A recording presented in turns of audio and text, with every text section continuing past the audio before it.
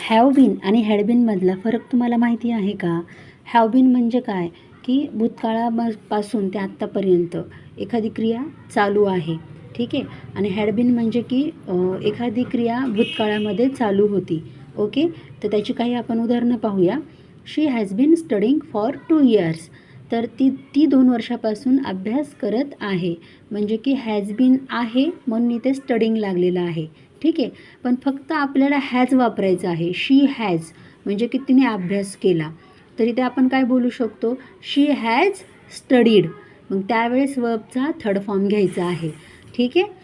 पण ज्या वेळेस एखादी क्रिया करत आहे किंवा चालू असलेली क्रिया सांगायची आहे त्यावेळेस हॅज बीन स्टडिंग वापरायचं आहे. पण ज्या वेळेस एखादी क्रिया पूर्ण झालेली आहे हे सांगायचं आहे त्यावेळेस हॅज वापरून वर्बचा थर्ड फॉर्म वापरायचा आहे. ओके, तर इथे पहा, she has studied for the MPSC exam. इथे पहा हॅज वापरलेला आहे पण वर्बचा थर्ड फॉर्म इथे वापरलेला आहे. हॅडमध्ये पण असंच करायचं आहे. They had been coming here since last weak.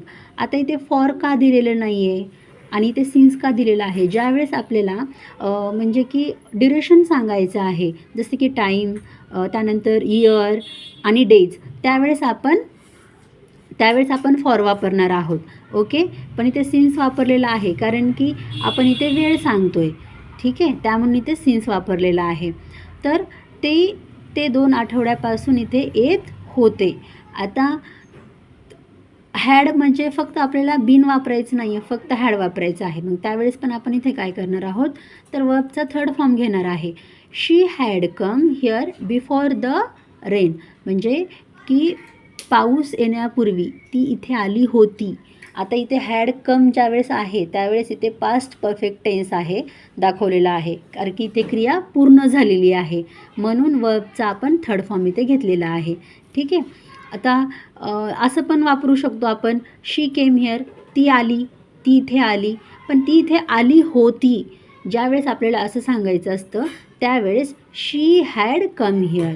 मग त्यावेळेस आपण इथे हॅड कम हिअर असं वापरणार आहे. ओके, जर तुम्हाला माझे सेंटेन्स म्हणजे समजत असतील, ठीक आहे, तर माझ्या चॅनलला नक्की फॉलो करा, शेअर करा, सबस्क्राईब करा. थँक्यू.